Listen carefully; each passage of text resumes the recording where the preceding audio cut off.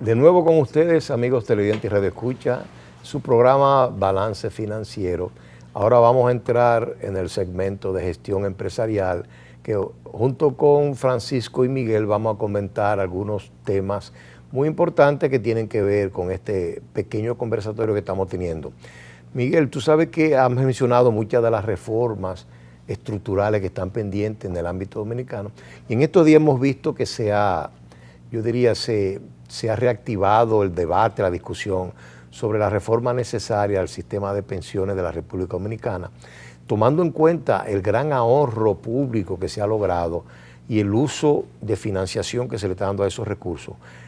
¿Qué ideas tienes tú con relación a posibles modificaciones a las pensiones, tanto del aspecto de seguridad social como del aspecto de medicina, de servicios médicos, clínicas, hospitales y demás facilidades? Bueno, ahí ya serían dos aspectos, la seguridad social, pero enfocándonos en lo central, que es el tema previsional, el tema De las pensiones, de las pensiones, correcto. Fíjate, ahí es mucho lo que hay que discutir. Usualmente vemos el sistema de pensiones como algo aislado, como si operara en el vacío y que si fuera solamente necesario revisar cuáles son las tasas que se están aplicando y cuál es, en consecuencia, la tasa de reemplazo, que es aquella proporción del último salario que reciben los quienes se pensionan luego de su vida laboral. Entonces, usualmente nos enfocamos en esos dos números.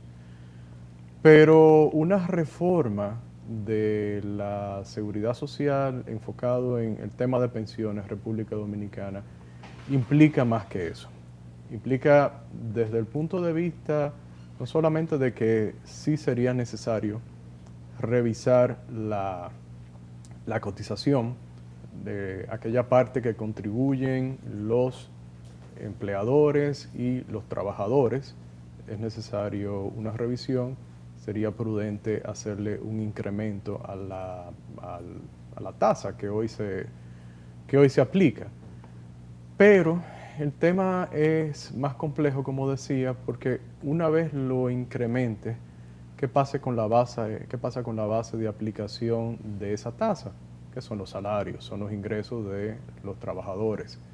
Entonces, en República Dominicana, hablamos en el segmento anterior de la necesidad de tener reformas estructurales que mejoren el clima de inversión y que, por vía de consecuencia, por mayor incremento de capital, pueda haber un mayor valor agregado en la economía y sean más productivos los trabajadores y en consecuencia puedan obtener mayores ganancias. Eso se desea en cualquier economía. Cuando uno ve las estadísticas de los ingresos que perciben aquellos trabajadores en República Dominicana y en los demás países que tienen cuentas de capitalización individual, es decir, el sistema que asociamos con las AFP, pero que técnicamente es así, cuenta de capitalización individual, porque la persona en realidad tiene una cuenta en la que va él y ella y su empleador van poniendo aquellos recursos que se destinarán posteriormente a su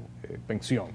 Bueno, pues cuando hacemos la comparación vemos que son muy bajos los ingresos de los cotizantes en República Dominicana, pero eso se agrava cuando vemos que la proporción de cotizantes con relación al universo de afiliados, o sea, las personas se afilian a una de estas AFP, pero quienes verdaderamente están cotizando es una proporción muy poco, llegó a ser menos de 40% en un momento ahora con la crisis. Entonces, ¿cómo remediamos eso?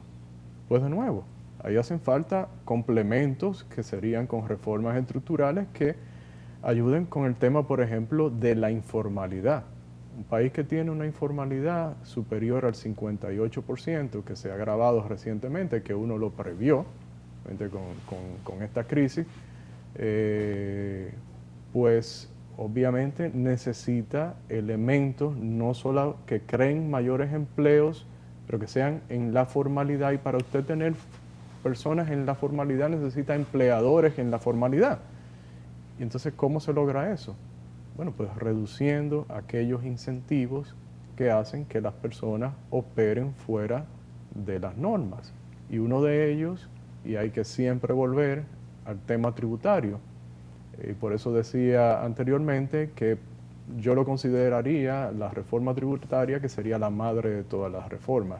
Es esencial, pero una verdadera reforma. Aquí aclarando, como siempre lo hemos tratado y lo tratan ustedes en este programa. Digo yo tratado porque he participado en un par de ocasiones con ustedes. He tenido el placer, pero como don Francisco nos ha enseñado y siempre ha predicado, una verdadera reforma en ese sentido. Este sería uno de los elementos que podrían, además de complementado con una reforma laboral que también reduzca los costos laborales no salariales, es decir, aquellos costos que incurre el empleador para emplear y mantener a alguien adicionales a su salario. Eso es importantísimo para poder fomentar la formalidad, es decir, en este caso, de quitar estímulos para que empleadores permanezcan en la informalidad y para que, porque esto a veces lo vemos solamente de un lado, pero son transacciones voluntarias que se hacen en el mercado laboral. Alguien necesita un trabajo y está dispuesto a hacerlo en la informalidad, como alguien necesita contratar a una persona y no lo puede hacer asumiendo todos los costos que impone el sistema que tenemos actualmente. Y la formación de los recursos humanos en el país, especialmente para el sector laboral, ¿cómo tú ves en la actualidad su desempeño? Es muy pobre. No es lo que uno quisiera, empezando por la educación básica, que sería precisamente la zapata para esa formación posterior. Cuando uno ve lo que se ha gastado en educación en los últimos años a partir de la aplicación del 4% y ve las mediciones que se han hecho internamente e internacionalmente, pues obviamente ahí falta mucho por recorrer en términos de evaluar y buscar soluciones. No digo evaluar, aquellos proyectos, aquellos programas que se diseñan para gastar ese dinero y los resultados que están dando. Aquí falta mucho camino por tener Es un tema con el que se encuentra la empresa. Es correcto. Cuando selecciona personal que tiene que hacer inversiones para capacitarlo en áreas que se supone que ya dominan. Es así. Fíjense, en esta semana República Dominicana, Panamá y Costa Rica firmaron un acuerdo con Estados Unidos para desarrollo dentro de la democracia. Aquel acuerdo que busca llevar producción de Estados Unidos a estos países, lo que en inglés se conoce como el nearshoring. Cuando uno ve esas intenciones son muy buenas, pero cuando uno observa aquellos elementos en los bases a los cuales uno puede competir, pues se da cuenta de que República Dominicana la única ventaja que puede ofrecer es bajo salario. Pero cuando viene lo que usted dice, don Francisco, es la formación. Formación, desarrollo tecnológico y otros aspectos, pues obviamente está bien que se creen estos acuerdos, se firmen y haya la buena intención, pero mientras no cambiemos el clima de negocio que tiene muchas aristas, una de ellas este tema de la formación, pues en realidad no avanzaremos como uno aspira.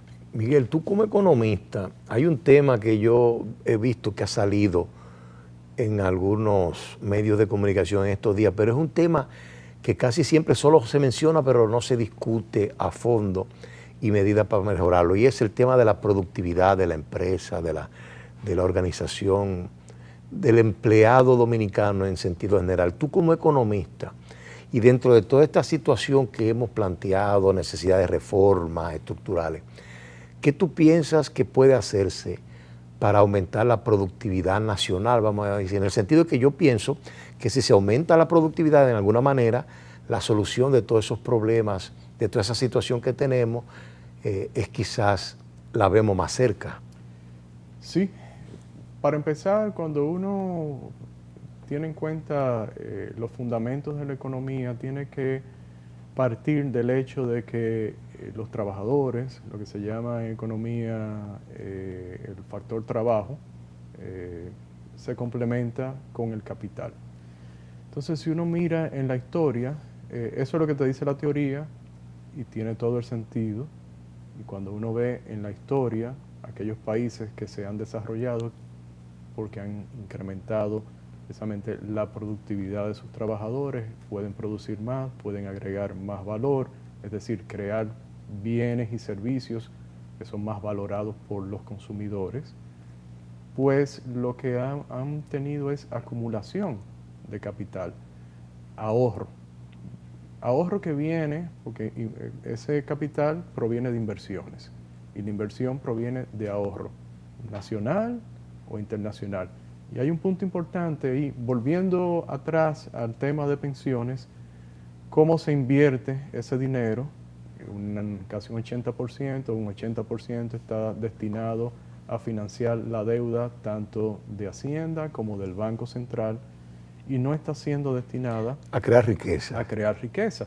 Y el espíritu de la ley que creó este sistema de seguridad social era precisamente que ese dinero, que es de los trabajadores, administrados por las AFP, en su cuenta de capitalización individual, pudiera ser destinado precisamente a la producción. Entonces ahí tenemos una deficiencia importante, porque no existen los sistemas adecuados para que sea fácil poder salir a pública una empresa, es decir, cotizar en la Bolsa de Valores de República Dominicana y en tal sentido y poderse invertir en las mismas. Pero también ahí volvemos al tema fiscal, la demanda de deuda, de Hacienda, del y gobierno, Central, digamos. del Estado. Del Estado, exacto. Del Estado, que consolidado, reitero, ronda el 80%. Entonces, el otro tema es crear las condiciones para que el ahorro, no solamente el ahorro nacional, sino el ahorro internacional se convierta en inversiones en República Dominicana y tengamos más capital. Y eso se une también a lo que hablamos anteriormente de la formación de los trabajadores. Pero para mí es esencial que tengamos ese clima de negocio que pueda traer inversiones, mayor capital, procesos de producción mejores, y bueno, y el desarrollo así es como se ha producido en los países, no es a través del gasto público. Una aspiración de los trabajadores y de todo ciudadano es tener un techo propio. Sí. Si los fondos de pensiones estuvieran libres para otro tipo de financiamiento, uno podría hacer precisamente planes de vivienda para los empleados con sus propios recursos. Sí, podría ser una alternativa a través de los mecanismos formales de la inversión. Sí, esos ahorros podrían ir en esa dirección, pero yo creo que tal vez lo que deberíamos, volviendo a la pregunta de Alcedo, es el tema de que la mejor política que puede tener cualquier gobierno es facilitar la creación de puestos de trabajo mejor remunerados, y ahí va a venir todo. Eso lo ha demostrado la historia, y poder adquirir bienes y servicios, incluyendo más fácilmente una vivienda. Si unimos eso a una reforma fiscal que pueda controlar el endeudamiento y en consecuencia bajen las tasas de interés, pues se facilitarían muchísimas cosas. Ese y otros temas lo vamos a seguir tratando con Miguel Collado y con Francisco Canavate en el próximo segmento de Balance Financiero. Quédese con nosotros que todavía hay más.